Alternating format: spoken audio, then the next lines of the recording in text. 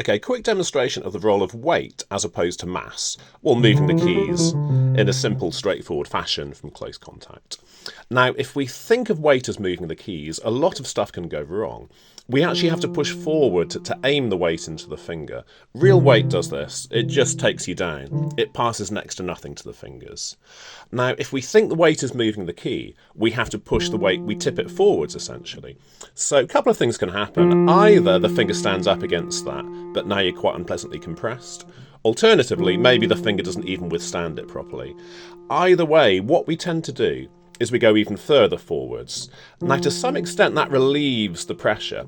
If my finger was horribly stuck, or if it collapsed either way, push forwards and over, we can relieve some of that pressure.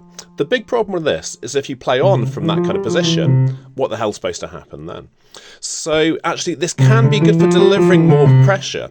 If we hold forwards and over, it can help us to deliver the mass into the fingers. It's easier to play louder, but horribly unsustainable.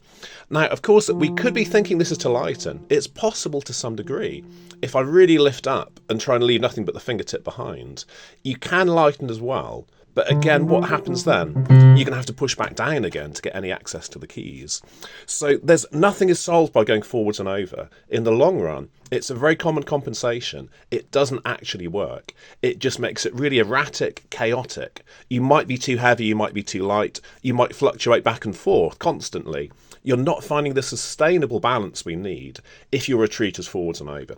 So simple fix, if you do have to do this to relieve the pressure, just get the hell back down again.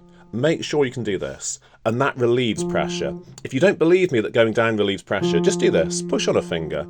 This is mass aimed through the finger. This is not true weight. If you want to feel what weight really does, it certainly doesn't go up. Let your wrist down. Just ask yourself, did that finger contact feel heavier or lighter? Because it most certainly should have felt lighter. Now, at the moment, I'm resting into the keys with the heel of my hand. All you have to do, just drift up by a couple of millimetres. And that's all it takes. In a simple neutral now, I didn't have to do any of this stuff to free it. So get down, learn to get down, to relieve pressure.